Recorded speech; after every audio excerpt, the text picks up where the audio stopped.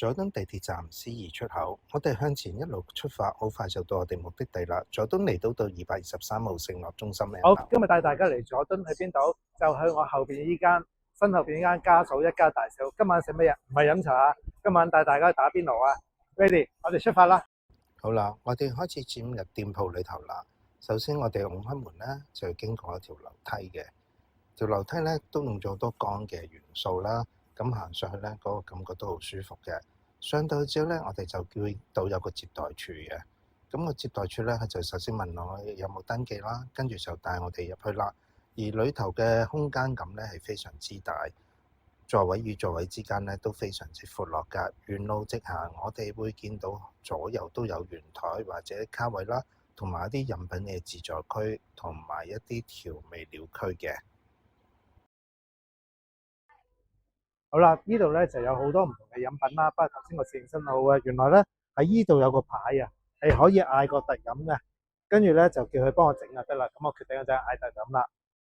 特色飲品區：松露蝦多士、蜜糖燒鰻魚、蒜香雞中翼、陳醋小籠包、鹽香手撕雞、麻香豬肚絲、蜜糖芥末燒青茄、紅糖糍粑、招牌炒蜆、經典沙律炸雲吞、涼拌脆爽魚皮、山楂茶。好啦，杯山楂汁啊嚟咗啦，好得意啊！有個叮當咧，吉咗全嘢，我目測係似藍莓嘅，估中咗喎，即係藍莓嚟嘅。炸先，佢又唔係太酸，但係又唔甜，咁我覺得都 OK 喎。刺身拼盤，呢個刺身拼盤都好多唔同嘅種類㗎，咁佢都放咗啲乾冰，咁變咗就好似有個仙境咁嘅效果啦。野味雞煲，呢個係無限添食嘅，咁另外有個火鍋嘅材料啦。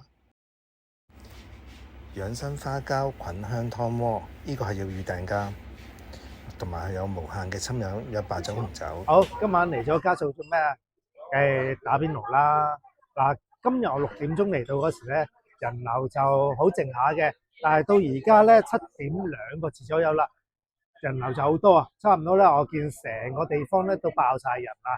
咁頭先嚟到嘅時候咧，就首先食咗佢嘅餐前小食啦，就好多。咁而家開始就陸續食其他嘅嘢啦。咁同埋咧，我覺得呢度環境咧都舒適嘅，大家有時間不妨嚟晒嘅火鍋啊！如果大家鍾意今次我介紹，可以俾個 like 我同訂閱我嘅頻道。如果大家有咩意見，可以話翻俾我聽㗎。今次介紹差唔多啦，我哋下次再見，拜拜。